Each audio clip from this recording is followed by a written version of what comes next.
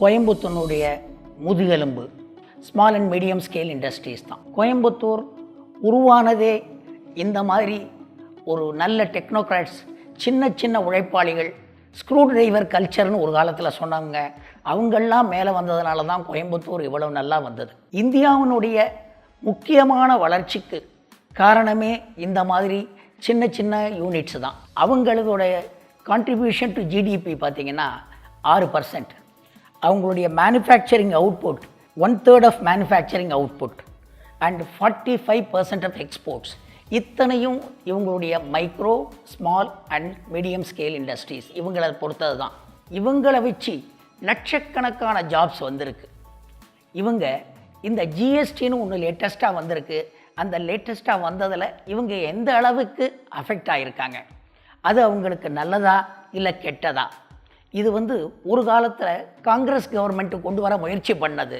கடைசியில் இப்போ BJP government அதை கொண்டு வந்திருக்காங்க. இப்போ 4 மாதமாக இந்த ஜிஎஸ்டி இருக்குது. இப்போ பிரைம் மினிஸ்டர் நரேந்திர மோடி சொல்லியிருக்காரு, ஃப்ரைடே அன்னைக்கு ஒரு ஜிஎஸ்டி மீட்டிங் இருக்குது. அந்த மீட்டிங்கில் நாங்கள் நிறைய விஷயங்கள் பண்ண போகிறோம், நல்லது பண்ண போகிறோம் அப்படின்னு சொல்லியிருக்காரு. அது என்ன நடக்க போகிறது நமக்கு தெரியாது. Anyway, we will listen to Mr. V. Sundaram, President of the Codissia here, and we will come to understand what exactly is dogging the industry. Sir வணக்கம். வணக்கம். ரொம்ப தேங்க்ஸ் சிம்பிளிசிட்டியில் உங்களுடைய கருத்துக்களை பகிர்ந்து இருக்குது. நீங்கள் you happen to be the president of Codissia. இங்கே கோயம்புத்தூரில் எவ்வளவு small scale industrial unit sir? அதாவது இப்போ இந்த டிஸ்ட்ரிக்ட் இண்டஸ்ட்ரி சென்டர் அப்படின்ட்டு அதில் தான் உங்களுக்கு இந்த ரெஜிஸ்ட்ரேஷன் பண்ணுறீங்க ஸ்மால் ஸ்கேல் இண்டஸ்ட்ரீஸ். அதோட ரெக்கார்டு பிரகாரம் பார்த்தீங்கன்னா கிட்டத்தட்ட 1 லட்சம் இண்டஸ்ட்ரீஸ் ரெஜிஸ்டர் ஆகிருக்கு. அன்ரெஜிஸ்டர்ட், அதாவது அந்த டிஸ்ட்ரிக்ட் இண்டஸ்ட்ரி சென்டரில் ரெஜிஸ்டர் ஆகாத இண்டஸ்ட்ரீஸ் பார்த்தீங்கன்னா அது இன்னொரு லட்சம் இருக்கும். ஸோ கிட்டத்தட்ட 2 லட்சம் ஸ்மால் ஸ்கேல் யூனிட்ஸ் கோயம்புத்தூரில் இருக்குங்க. இவங்க எல்லாரும் சேர்ந்து எவ்வளவு எம்ப்ளாய்மெண்ட் ஜெனரேட் பண்ணுவாங்க?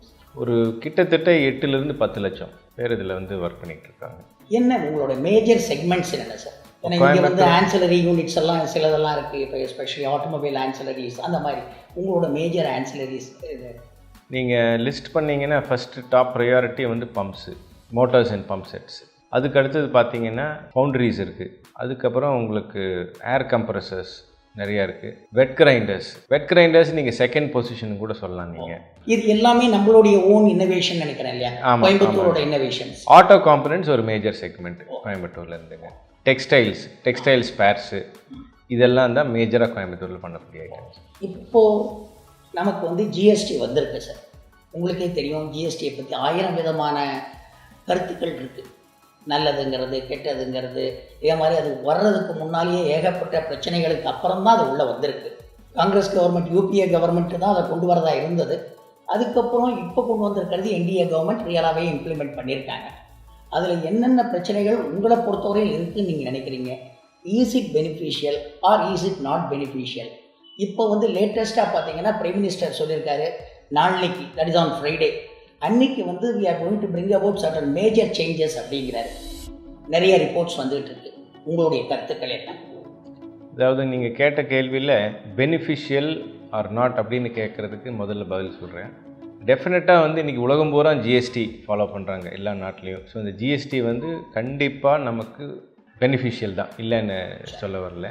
பட் இது எப்படி நம்ம கஷ்டப்பட வேண்டிய காரணம் என்னன்னு கேட்டிங்கன்னா, இந்த டாக்ஸேஷனில் ஜிஎஸ்டி அப்படின்னாலே ஒரு டேக்ஸ் தான் வரணும். உலகம் பூரா அப்படி தான் இருக்குது.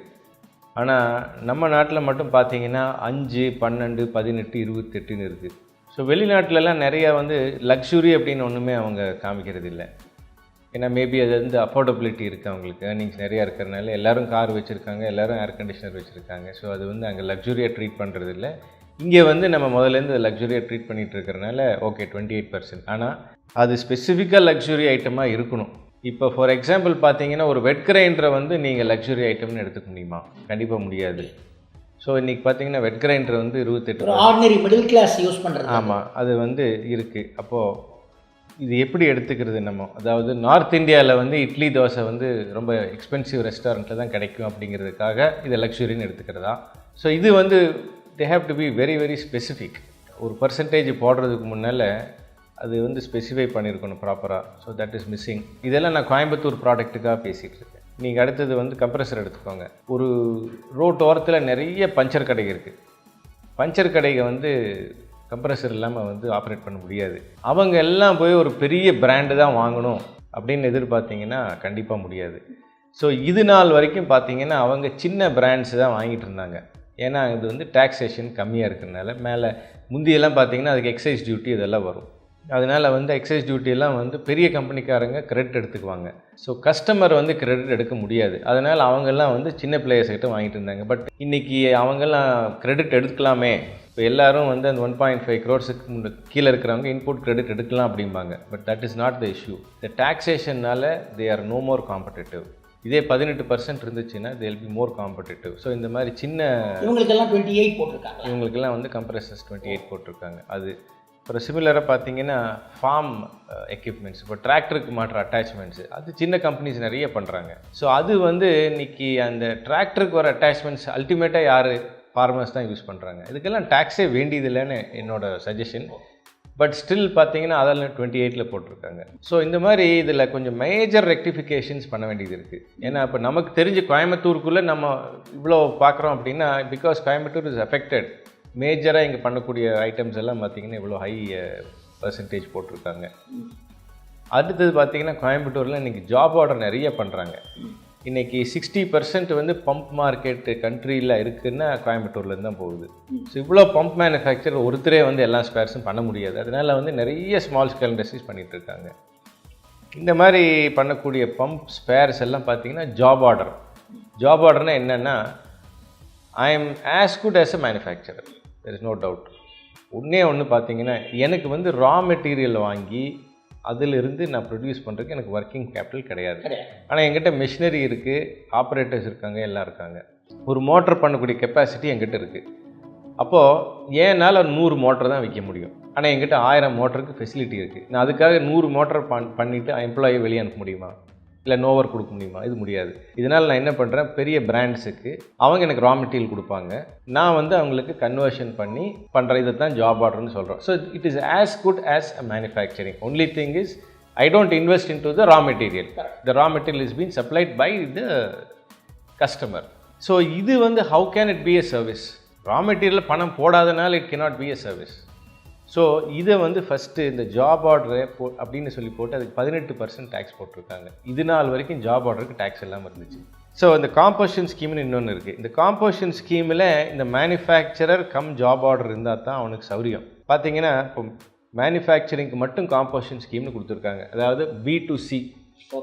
ஒரு மோட்டர் மேனுஃபேக்சருக்கான இப்போ யாரோ ஒரு ஃபார்மர் வர்றாங்க, டைரெக்டாக அவங்களுக்கு வந்து கொடுக்குறாங்க, அங்கே வந்து பெருசாக டேக்ஸ் வராது. ஏன்னா காம்போசிஷன் ஸ்கீம் அப்படிங்கும்போது இப்போது மேனுஃபேக்சரருக்கு 2% இருக்குது. 2% டேக்ஸ் அவன் சார்ஜ் பண்ணுறதில்ல. ஒன்ஸ் இன் அ குவார்ட்டர் அவங்க டேர்ன் ஓவரில் 2% கட்டிட்டு போயிடுறாங்க. ஸோ ஒரு ஃபார்மரை பொறுத்த வரைக்கும் அது டேக்ஸ் இல்லாமல் கிடைக்கிது, எனக்கு சீப் அப்படிங்கிறதுனால அவங்கக்கிட்ட போகிறாங்க, வாங்குறாங்க, அவங்களுக்கு ஒரு பிஸ்னஸ் ஆகிட்டுருக்கு. இந்த காம்போசிஷன் ஸ்கீமில் இருக்கிறவங்க ஜாப் ஆர்டரும் பண்ணுவாங்க. ஸோ இந்த காம்போசிஷன் ஸ்கீமில் ஜாப் ஆர்டரும் இன்க்ளூட் பண்ணியிருக்கணும், சர்வீசஸும் இன்க்ளூட் பண்ணியிருக்கணும். ஏன் சர்வீசஸ் இன்க்ளூட் பண்ணியிருக்கணும்? ஒரு கம்ப்ரெசர் மேனுஃபேக்சர் இருக்கிறாங்க, இந்த கம்ப்ரெசர் ரிப்பேர் ஆச்சுன்னா நம்ம சர்வீஸ் பண்ணணுமா வேண்டாமா? அப்போ இவங்க போய் சர்வீஸ் பண்ணுறாங்க, அது டேர்ன் ஓவரில் இன்க்ளூட் ஆகுமா ஆகாதா? ஸோ அப்போ அந்த சர்வீஸையும் இன்க்ளூட் பண்ணால் தான் நீங்கள் இந்த காம்போசிஷன் ஸ்கீமில் வர முடியும். ஒன்று. சரி, இதை விடுங்க, ஜாப் ஆர்டர் எக்ஸ்க்ளூசிவாக எடுத்துக்கோங்க. ஜாப் ஆர்டர் எக்ஸ்க்ளூசிவாக எடுத்து 18% போடுறாங்க. டெக்ஸ்டைலுக்கு மட்டும் 5% போட்டிருக்காங்க. ஏன்? இதில் எதுக்கு இந்த differentiation? Why should there be a differentiation? Is it that is not represented properly or வந்து பர்பஸ்ஃபுல்லாக இந்த மாதிரி போடணுமா? இன்னொன்று பாருங்கள், இந்த ஜாப் ஆர்டருக்கு 18% போடுறீங்க, அவன் கஸ்டமர் வந்து வாங்கிட்டு அந்த 18% கிரெடிட் எடுத்துக்கிறான். ஸோ இதில் எஃபெக்டிவாக என்ன நடக்குது? ஒரு பக்கம் கொடுக்குறாங்க, இன்னொரு பக்கம் வாங்கிக்கிறாங்க. So it is unnecessary transaction. அதுக்கு பேசாமல் எக்ஸாம் பண்ணிட்டு போகலாமே. அதனால கவர்மெண்ட்டுக்கு எந்த பிரயோஜனமும் கிடையாது. அப்புறம் அதே மாதிரி பார்த்தீங்கன்னா 1.5 crores வரைக்குமே இல்லை, தாராளமாக நீங்கள் வந்து காம்போசிஷனில் போகலாம். Why not even it could be 3 crores வரைக்கும் நீங்கள் காம்போசிஷன் ஸ்கீமில் போகலாம். த ரீசன் என்னன்னு பார்த்தீங்கன்னா, இந்த காம்போசிஷன் ஸ்கீமில் 3 crores வரைக்கும் கொண்டு வந்துட்டாங்கன்னா ஆல் ஸ்மால் ஸ்கேல் இண்டஸ்ட்ரீஸ் பார்த்தீங்கன்னா இந்த இதை எடுத்துக்குவாங்க பெனிஃபிட் காம்போசிஷன் ஸ்கீமில். அப்போது அவங்க வந்து இதுக்கு 2% டேக்ஸை கட்டினா வேலை முடிஞ்சு, வேறு கம்ப்ளைண்ட்ஸ் ஒன்றுமே கிடையாது. Government is not losing anything. இங்கே இந்த இடத்துல தான் நீங்கள் அந்த பாயிண்ட் வந்து ரொம்ப நோட் பண்ண வேண்டியது என்னென்னா, இந்த காம்போசிஷன் ஸ்கீமில் இருக்கிறவங்க யாருமே வந்து இன்புட் டேக்ஸ் கிரெடிட் எடுக்கிறது இல்லை. ஸோ அப்போ என்ன ஆகுது, அந்த ரா மெட்டீரியலுக்கு வாங்கின இன்புட் டேக்ஸ் கிரெடிட் எல்லாமே கவர்மெண்ட்டுக்கு தான் போகுது. இவங்க வந்து என்ன இன்கம் டேக்ஸ் ஐ மீன் இன்புட் கிரெடிட் எதுலேயுமே எடுக்கிறது இல்லை. இப்போ ஃபார் எக்ஸாம்பிள் ஹோட்டலுக்கும் கூட எடுக்க முடியாது இவங்க. ஸோ இப்படி இருக்கும்போது அந்த டேக்ஸ் ஃபுல்லாக கவர்மெண்ட்டுக்கு தான் போகுது. Government is not losing anything. Value addition அப்படின்னு பார்த்தீங்கன்னா இன்றைக்கி இருக்கிற கண்டிஷனில் காம்படிஷன்லலாம் பார்த்தீங்கன்னா 80% ரா மெட்டீரியல் போயிடும், 20% வேல்யூ அடிஷன் இருக்கும். நீங்கள் அந்த 20%க்கு வேல்யூ அடிஷனுக்கு நீங்கள் இன்றைக்கி 18% போட்டிங்கன்னா என்ன வரப்போகுது? 1.8% வரும். அப்போது அதுக்கு 2% கவர்மெண்ட் வாங்கிக்கிறாங்க காம்போசிஷன் ஸ்கீமில். ஸோ அந்த value addition on 2% on the turnover, which is quite high. சரி, ஏன் வந்து why should the government hesitate to bring all these people into 3 crores? இல்லை, ஏன் வந்து இதுக்கு வந்து நீங்கள் ரெப்ரசன்டேஷன் கொடுத்துருக்கோம், கண்டிப்பாக கொடுத்துருக்குறோங்க. இதெல்லாம் எக்ஸ்பிளைன் பண்ணிக்கிறோம். பூரா ரொம்ப ப்ராக்டிக்கலாக. எஸ், இந்த ப்ராக்டிகாலிட்டிஸ் இப்போ say you have already had 4 meetings of GST. Yes. And day after tomorrow you are going to have one more GST meeting. அதில் ஏதாவது ஃபர்தர் ரெப்ரசன்டேஷன் கொடுக்க போகிறீங்களா? இல்லை, நாங்கள் ஆல்ரெடி கொடுத்துருக்குறோம். இப்போ 29th இந்த குரூப் ஆஃப் மினிஸ்டர்ஸ் மீட்டிங்கில் வந்து எங்களை கால் ஃபார் பண்ணியிருந்தாங்க. அதில் வந்து நாங்கள் ஜாயின் பண்ணோம். ஸோ இந்த குரூப் ஆஃப் மினிஸ்டர்ஸில் there were 4 finance ministers from different states and 1 deputy chief minister from Bihar. Sir, உங்களுக்கு மேஜர் இஷ்யூன்னு நீங்கள் என்ன சொல்லுவீங்க? ஜாப் ஆர்டர் மட்டும்தானா? வேறு ஏதாவது மேஜர் இஷ்யூஸ் இருக்கா? இல்லை any specific segment that you have in mind which requires immediate attention? Sir, இதில் பார்த்தீங்கன்னா corporates are doing very well. இப்போ பொறுத்த வரைக்கும் கார்ப்பரேட்ஸுக்கு ஒரு பெரிய அட்வான்டேஜ் என்னென்னு பார்த்தீங்கன்னா இந்த அன்ஹெல்த்தி காம்படிஷன் கிடையாது. அதாவது இந்த வித்தவுட் பில் பண்ணுறவங்க இவங்கெல்லாம் வந்து கிடையாது. ஸோ இப்போ சில இடத்துல பார்த்தீங்கன்னா கார்ப்பரேட்ஸோட டேக்ஸும் வந்து இன்றைக்கி எல்லாத்துக்கும் டேக்ஸ் யூனிஃபார்ம் ஆயிடுச்சு. கார்ப்பரேட் ஆனாலும் சரி, small scale industries, there is no exemption at all. So எல்லாத்துக்குமே காமன் ஆகிட்டனால corporates are doing well, there is no doubt. ஆனால் அகெயின் த கார்ப்பரேட்ஸ் எல்லாமே அவங்க பண்ணுறது இல்லை. They are again depend on the small scale industries because these people are the vendors for them. ஆனால் இவங்களோட compliance level அப்படின்னு பார்க்கும்போது கார்ப்பரேட்ஸ் இன்றைக்கி ஃபார் எக்ஸாம்பிள் எடுத்துட்டிங்கன்னா அந்த GSTR2 அப்படிங்கிறாங்க. GSTR1 நீங்கள் ஃபைல் பண்ணிங்கன்னா GSTR2 வந்து அது ஆட்டோ பாப்புலேட் ஆகும். உங்களுக்கு அந்த GSTR2Bன்னு இருக்குது, அதில் ஆட்டோ பாப்புலேட் ஆகும். நீங்கள் வந்து GST2 திருப்பி சப்மிட் பண்ணணும். பண்ணும்போது என்னென்னா இந்த டேக்ஸ் எல்லாம் இவங்க கட்டியிருக்காங்களா அப்படிங்கிறதெல்லாம் நீங்கள் இன்வாய்ஸ் டு இன்வாய்ஸ் நீங்கள் செக் பண்ணணும். இதெல்லாம் வந்து கார்ப்பரேட்ஸ்னால பண்ண முடியும். ஏன்னா அவங்களுக்கு தனியாக அதுக்குன்னு டிபார்ட்மெண்ட் இருக்குது, ஆள் இருக்குது. இதை நீங்கள் இப்போ ஏன் மாதிரி ஆள் எடுத்துகிட்டு ஒரு இண்டிவிஜுவலை எடுத்து நீங்கள் ஒரு MSME ஒரு ஸ்மால் ஸ்கேல் இண்டஸ்ட்ரீஸ் நடத்துகிறவங்ககிட்ட பார்த்து சொன்னீங்கன்னா I don't have the time to go and check each and every invoice. Maybe it's just only 50 invoices I have to check, purchase invoice. இதுக்காக போய் உட்காந்து நான் ஒவ்வொன்றும் செக் பண்ணி நான் கொடுக்கணுன்னா இட் இஸ் நாட் பாசிபிள். இல்லை, இப்போ இந்த குவார்ட்டர்லி ரிட்டர்ன்ஸ் பண்ணியிருக்காங்களே, அது கூட உங்களுக்கு சார் குவார்ட்டர்லிக்கு அப்புறமும் இதே பிரச்சனை தான் உங்களுக்கு வரப்போகுது. சரி, நீங்கள் வாட்டுக்கு இன்புட் கிரெடிட் எடுத்துக்கிறீங்க, அதுக்கப்புறம் வந்து நீங்கள் எனக்கு கேட்டால் 3 மாதம் கழிச்சு பண்ணும்போது தலைவலி இன்னும் ஜாஸ்தி தான். மாதம் முடிகிற தலைவலி இப்போ 3 மாதத்துக்கு ஒரு தடவை வரப்போகுது. ஸோ இதெல்லாம் வேண்டாம். ஒரே ரிட்டர்ன், நான் என்ன வாங்கினேன், நான் என்ன விற்றேன், இதை வந்து நான் லிஸ்ட்டு கொடுத்துட்றேன். நான் வந்து அதுக்கு இந்த tax credit input tax credit நான் எடுத்துக்கிறேன். என்னை வந்து ஏன் எடுத்தேன்னு கேட்காதீங்க. ஆனால் நான் ஒருத்தங்கிட்ட வாங்கியிருப்பேன் இல்லையா, எனக்கு சப்ளை பண்ணவன் டேக்ஸ் கட்டாமல் இருந்தாலோ இல்லை அவன் வந்து தப்பான டேக்ஸை எங்கிட்ட 28% வாங்கிட்டு அவங்க 18% லோடு பண்ணாலோ இதே சிஸ்டம் உங்களுக்கு வார்னிங் கொடுக்குமில்ல. இவருக்கு சப்ளை பண்ணார், இவ்வளோ எடுத்திருக்காரு, ஆனால் இவ்வளோ கட்டலைங்கிற இன்ஃபர்மேஷன் உங்களுக்கு வரும் இல்லை. வந்த உடனே எனக்கு ஆட்டோ ஜென்ரேட் பண்ணி ஒரு இமெயில் அனுப்புங்க. அந்த பர்டிகுலர் கம்பெனியோட பர்ச்சேஸ் இன்வாய்ஸ், ஐ மீன் சேல்ஸ், அவங்களோட சேல்ஸ் இன்வாய்ஸ், எனக்கு பர்ச்சேஸ் இன்வாய்ஸ் எடுத்து நீங்கள் எங்களுக்கு இம்மீடியட்டாக அனுப்புங்கன்னு சொன்னீங்கன்னா நான் அதை வந்து சிஸ்டமில் போட்டுறேன்.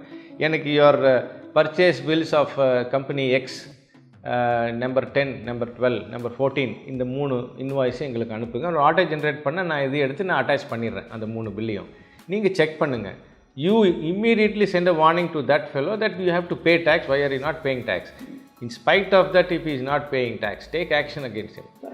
And automatically you can send a warning letter to me or a mail saying that இனிமேல் நீ உங்ககிட்ட டிரான்சாக்ட் பண்ணேன்னா நீ இன்புட் டேக்ஸ் ரேட் எடுத்தா you are responsible னு போட்டுருங்க. So I will not go back to this fellow. If the government does this for 1 year, இந்த மாதிரி கம்பெனிஸ் எல்லாம் பிளாக் லிஸ்ட் ஆயிடுச்சுன்னா 1 year கழிச்சு நீங்கள் இந்த சட்டம் கொண்டு வாங்க, நீயே 2 செக் பண்ணி கொடுன்னா அந்த செக் பண்ணுறதுக்கு ஒன்றுமே இருக்காது. நான் சும்மா ஓகேன்னு கொடுத்துட்டு போக வேண்டியதான். ஏன்னா because by the time all the blacklisted companies will be out and I will know who are the genuine suppliers for me.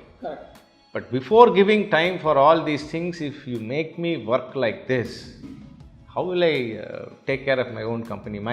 Most of my time will be spent only for this compliance.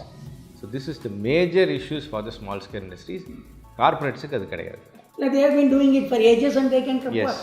ஏதோ முன்னால those who have been practicing excise duty and VAT together, there is no big difference now. Now those who have been doing less than 1.5 crores and now entering into this GST, it's a big headache for them. So what is your wish list, sir? இப்போ நாளைக்கு meeting இருக்குது, உங்களோட ரெப்ரசன்டேஷன்கிறது probably நீங்கள் முன்னாடியே கொடுத்துருக்கீங்க. அதில் உங்களோட major representation என்ன கொடுத்துருக்கீங்க, இப்போது என்ன எதிர்பார்க்குறீங்க? இப்போ கவர்மெண்ட் தே சே இந்த 28% to 18%, at least according to a couple of economic papers that I have read, they might bring down quite a lot of things from 28 to 18. இப்போ நீங்கள் கூட சொல்லிட்டு இருந்தீங்க அந்த மாதிரி லக்ஸரிங்கிறது இல்லாமல் அந்த மாதிரி 18% கொண்டு வரதுக்கு சான்சஸ் இருக்கிறதா போட்டிருக்காங்க. What is your wish list? Sir, இப்போ 28%ன்னா அது லக்ஸுரி அப்படிங்கிறதுக்கு அந்த டெஃபினேஷனுக்கு ஒரு ப்ராப்பர் ஜஸ்டிஃபிகேஷன் இருக்கணும். நீங்கள் இப்போ ஒரு கார், நார்மல் கார் எடுத்துக்கிறீங்க, இன்றைக்கி எல்லாத்துக்குமே கார் வேணும், ஒரு ஃபேமிலியில் வந்தாச்சுன்னா கார் வேணும். அப்போ கார் அப்படிங்கிறது is not a luxury item. நீங்கள் வேணால் ஒரு மேபி ஒரு பெரிய எஸ்யூவி லெவலுக்கோ இல்லை வந்து ஒரு சூப்பர் லக்ஸுரி காருக்கு போகிறீங்கன்னா அது வந்து let them call it as luxury, we don't mind. Air conditioner is not a luxury.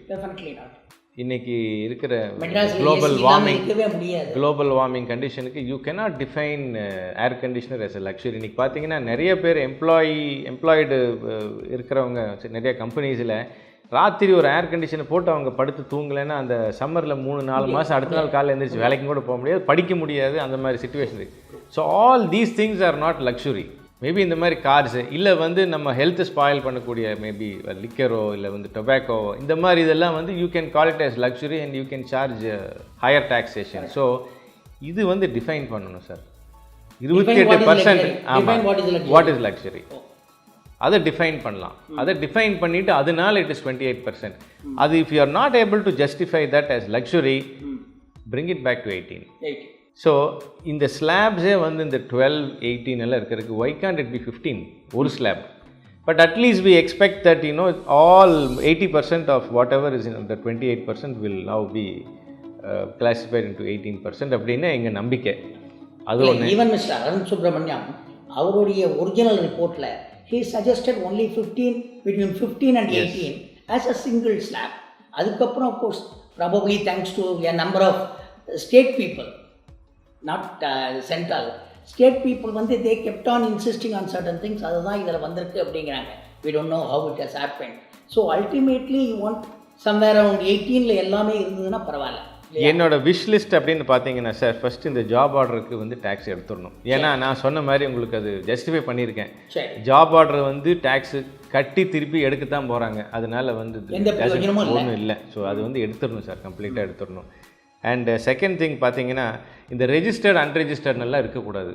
ஏன்னா அன்ரெஜிஸ்டர்னு இருந்துச்சுனாலே கார்பரேட்ஸ் போய் வாங்க மாட்டாங்க அவங்ககிட்ட. அதனால் எல்லாத்தையும் ரெஜிஸ்டர் பண்ண சொல்லுங்கள். 1.5 கோடிக்கு கீழே போன வருஷம் டர்ன் ஓவர் பண்ணியிருந்தா அவனுக்கு 70 லட்சம் எக்ஸம்ஷன் கொடுத்துருங்க. இன்னைக்கு உள்ள நீங்கள் ரெஜிஸ்டர் பண்ணிவிட்டு உள்ள ஜிஎஸ்டிக்கு போனீங்கனாலே 18% நீங்கள் கட்டித்தாகணும். நீங்கள் வந்து நான் எனக்கு இன்னும் 20 லட்சம் வரல நீங்கள் சொல்ல முடியாது. ஃபஸ்ட்டு அந்த ரூலை மாற்றணும். 20, அதாவது எக்ஸம்ஷன் அவைல் பண்ணிக்கலாம். whoever has registered they can also avail, whether it is goods or services, it doesn't matter. அவங்க வந்து தே கேன் அவைல் அப்படிங்கிறது ஒரு பார்ட். அதாவது த்ரெஷோல்ட் லிமிட்டை ஏற்ற முடியல அப்படின்னா, த்ரெஷோல்ட் லிமிட்டை ஏற்ற முடியும், எல்லா ஸ்டேட் மினிஸ்டர்ஸும் அக்செப்ட் பண்ணிட்டாங்க அப்படின்னா பேசாமல் இந்த 20 லட்சத்தை நீங்கள் 1.5 கோடி பண்ணுங்கள், இல்லை 3 கோடி பண்ணுங்கள். 3 கோடி பண்ணிவிட்டு இந்த 3 கோடி கீழே இருக்கிறவங்க எல்லாம் காம்பசிஷனில் கொண்டு போங்க. நான் சொன்ன கணக்கு பிரகாரம் வந்து உங்களுக்கு government doesn't lose any money at all. In fact you get more. Even if you put 1% also you are gaining more revenue out of it. So அது ஒன்று, that would be my wish listing. And இந்த compliance limit அப்படிங்கிறது இந்த GST 1, 2, 3 இதெல்லாம் வேண்டாம். ஒரே form. இந்த 3 நாளைக்கெல்லாம் வேண்டாம். 5ஆம் தேதி, 10ஆம் தேதி, 20ஆம் தேதி இது வேண்டாம். ஒரே ஃபார்ம். நான் என்ன விற்றேன், என்ன வாங்கினேன், என்ன டிஃப்ரென்ஸ் ஆஃப் டேக்ஸ் நான் கட்டணும், எவ்வளோ கட்டியிருக்கேன், இவ்வளோ தான் என் ரிப்போர்ட்டு. ஜஸ்ட்டு 3 லைனில் இருக்கணும். வேலை முடிஞ்சிச்சு. வேணும்னா அந்த பிரேக்கப் கொடுக்குறேன், யாருக்கு விற்றேன், யாருக்கிட்ட வாங்கினேன், அதுக்கு பிரேக்கப் கொடுத்தேன், அதோடு முடிஞ்சிச்சு. இவ்வளோ தான் இருக்கணும் இந்த கம்ப்ளைண்ட்ஸுங்கிறது, வேறு ஒன்றுமே ஆனுவல் ஆமாம். நான் ஒன்ஸ் எனக்கு பர்ச்சேஸ் இன்வாய்ஸு நீங்கள் வந்து இந்த ஜென்யூன் கம்பெனின்னு நீங்கள் டிஃபைன் பண்ணியிருக்கேன். ஜென்யூனும் டிஃபைன் பண்ண வேண்டாம், நீங்கள் பிளாக் லிஸ்ட் பண்ணாத வரைக்கும் that company I assume it is a genuine company. நான் அவங்ககிட்ட இருந்து வந்த பில்லை நான் இன்புட் டேக்ஸ் ரேட் எடுத்தா அவன் கட்டினானா கட்டலையா பார்க்க வேண்டியது உங்கள் தொழில், அது வந்து எங்கள் தொழில் அல்ல. Because there are so many officers. இப்போ எல்லாம் சிஸ்டம் ட்ரிவன் ஆகிப்போச்சு. இப்போ இவங்க எல்லாம் இருக்கிறாங்கன்னா they have now lot of time to do all these things. So அவங்கள மட்டும் பார்க்கணும், அவங்ககிட்ட இருந்து டேக்ஸ் எப்படி கலெக்ட் பண்ணி கவர்மெண்ட்டுக்குள்ளே கொண்டு வருதுன்னு பார்க்கணும். இல்லை பிளாக் லிஸ்ட் பண்ணிடணும். அவன் ஒத்து வரலையா பிளாக் லிஸ்ட் பண்ணிடுங்க, நாங்கள் வந்து அது சொல்ல. மேஜர் பாயிண்ட்டு இது எல்லாம் ப்ராப்பராக வரணும் அப்படின்னா எங்களை வந்து நாங்கள் எவேஷன் பண்ணுறதுக்கு தான் பிஸ்னஸ் பண்ணுறோம் அப்படிங்கிறது முதல்ல அந்த மைண்டை விட்டு போகணும். நீங்கள் ஈஸ் ஆஃப் டூயிங் பிஸ்னஸ் அப்படின்னா நாங்கள் வந்து இன்றைக்கி இந்த பியூரோக்ராட்ஸ் ஆகட்டும், மினிஸ்டர்ஸ் ஆகட்டும், என்ன சொன்னாலும் நாங்கள் வந்து நல்லதுக்கு தான் சொல்கிறீங்க, நாங்கள் நம்பி வர்ற மாதிரி. நாங்கள் தொழிலுக்குள்ளே நாங்கள் வந்து ஜிஎஸ்டி வந்து ரெஜிஸ்டர் பண்ணியிருக்கிறோம் அப்படின்னா நாங்கள் யோகினா வந்து ரெஜிஸ்டர் பண்ணியிருக்கோன்னு நினைக்கணும் ஒழிய நான் பண்ணுறதெல்லாம் எவேஷன் தான் பண்ணுறேன்னு சொல்லி பார்க்க ஆரம்பிச்சிங்கன்னா இதுக்கு தீர்வே வராது. இன்வேரியபிளி எனக்கு ஒரு ஜாண்டிஸ் டை, பர்மனண்ட் ஜாண்டிஸ் டை. எஸ், அந்த ஒரு ஜாண்டிஸ் டை லெவல்ல இருந்து நான் வெளியே வரணும் சார். எனக்கு எவேஷன் பண்ணணும்னு எனக்கு எந்த ஒரு இண்டஸ்ட்ரியலிஸ்ட்டுக்கும் அவசியம் கிடையாது. அவன் வந்து அடுத்த லெவலுக்கு ஸ்கேல் அப் பண்ணுறதுக்கு தான் பார்க்குறான வெளியே எவேஷன் பண்ணுறதுக்கு பார்க்குறது இல்லை. அதனால் இந்த எவேஷன் அப்படிங்கிறது இருக்கக்கூடாது. ஆரம்பத்துலேருந்தே கேட்டிருக்கிறேன், கோயம்புத்தூர் வந்து எவேஷனில் நீங்கள் பார்த்தீங்கன்னா ஆல்மோஸ்ட் நில்லுன்னு கூட சொல்லலாம். அந்த அளவுக்கு கோயம்புத்தூர் இண்டஸ்ட்ரீஸ் பர்ஃபார்ம் பண்ணிகிட்டு இருக்கும்போது நீங்கள் எந்த ஒரு அமெண்ட்மெண்ட்டோ ஒரு சேஞ்சு கொண்டு வந்தாலும் கோயம்புத்தூருக்கு முதல்ல கொண்டு வாங்க. இங்கே லெட்டஸ் ப்ராக்டிஸ் திஸ். நாங்கள் இதில் என்ன அமெண்ட் பண்ணால் நல்லா ஓடுன்னு நாங்கள் சொல்கிறோம். ஸோ அதே சமயத்தில் நாங்கள் 2 சப்ஜெக்டை மட்டும் நம்ம கோராக வச்சுக்குவோம். ஒன்று டு ஸ்டாப் கரப்ஷன், இன்னொன்று to stop evasion. So win ரெண்டுமே. கவர்மெண்ட்டும் லூஸ் பண்ணக்கூடாது, எங்களுக்கும் வந்து கஷ்டம் இருக்கக்கூடாது. ஸோ ஒரு பக்கம் கரப்ஷன் நிறுத்தணும், இன்னொரு பக்கம் நீங்கள் உங்களுக்கு பொறுத்த வரைக்கும் எவேஷன் இருக்கக்கூடாது. இந்த ரெண்டையும் பேலன்ஸ் பண்ணி கொண்டு போகணுன்னா கவர்மெண்ட்டும் சரி ஆண்டர்ப்ரனரும் சரி ஒருத்தருக்கு ஒருத்தர் நம்பணும். நம்பினால் ஒழிய எனக்கும் என் வாய்ஸை நீங்கள் கேட்கணும், உங்கள் வாய்ஸை நான் உட்காந்து கேட்கணும். அதை விட்டுட்டு நீங்கள் டிக்டேட் பண்ணிகிட்டே இருப்பீங்க, நான் இங்கே சொல்கிறதெல்லாம் நான் கேட்கணும் அப்படின்னா இது வந்து சரி வராது. இல்லை, இதுவரையில் இருந்த ஆட்டிடியூடு கூடவே இன்வேரியபிளி ஒரு சைடு டிக்டேஷன் தான், அண்ட் இன்னொரு சைடு வேற எல்லாத்துக்கும் குனிஞ்சு வாங்கியே பழகி போச்சு. எஸ், இப்போ ஏதாவது சேஞ்சஸ் இருக்கா? இப்போ இந்த 4 months இப்போ ஜிஎஸ்டி வந்ததுனால ஏன்னா ஓரளவு ஹியூமன் இன்டர்ஃபேஸ் குறைஞ்சி போயிருக்கு அப்படின்னு சொல்கிறாங்க. This is what the claim. Human interface குறைஞ்சிச்சுன்னா நான் இந்த கம்ப்ளைண்ட்ஸ் பிரச்சனை இருக்கிற வரைக்கும் இனி அவங்கள தாங்க போய் கேட்டுட்ருக்கிறேன் எப்படி பண்ணுறதுன்னா இனி அவங்களும் they are also not aware.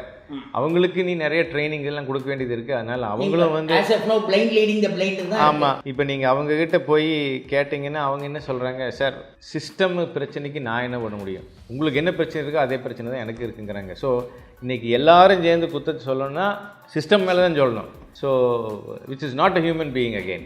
So நீங்கள் இப்போ சிஸ்டத்தை ஓரளவு கம்ப்ளீட்டாக கிளிச்சஸ் இல்லாமல் பண்ணிட்டோம் அப்படின்னு that is what they claim. Things are really improving அப்படிங்கிறது once again that is their claim. உங்களோட ப்ராக்டிக்கல் நாலேஜ் எப்படி? சார் நான் கம்ப்யூட்டரை மட்டும்தான் பார்க்குறேன், ஒரு ஆஃபீஸரை பார்க்க வேண்டியது இல்லைன்னு சந்தோஷம் சார். என் பிஸ்னஸ் வந்து அடுத்த 10 வருஷத்தில் 10 மடங்கு க்ரோ ஆயிரும். Because I have the liberty. நான் எனக்கு யாருக்கும் பயப்பட வேண்டிய அவசியம் இல்லை. கம்ப்யூட்டர் எனக்கு வந்து ஒரு ஃப்ரேம் பண்ணி கொடுத்துருது, இதுதான். அதில் வந்து ஒரு 10 பாக்ஸ் இருக்குன்னா அந்த 10 பாக்ஸ் மட்டும்தான் நான் ஃபில் பண்ணணும். எனக்கு தெரியாத பாக்ஸ் நீ 2 இருக்குங்கிறது கிடையாது. இப்போ லாவில் பார்த்தீங்கன்னா அதுதான் பிரச்சனை. நான் வந்து இவ்வளோன்னு படிச்சுட்டு போகிறேன், இது போக 2 தெரியாத லா இருக்குது. ஸோ அதில் தான் போய் மாட்டிக்கிறேன் நான். அப்போ எனக்கு கம்ப்யூட்டர்னு பார்க்கும்போது அந்த 10 பெட்டி இருக்குது, பாக்ஸ் 2 கிடையாது, அவ்வளோதான். அந்த 10 நான் ப்ராப்பராக பண்ணேன்னா வேலை முடிஞ்சு. ஐ don't have to get worried about anything else. So that is the real situation now. So thank you very much, sir. Thanks for talking to Simplicity. Thank you sir. Bye.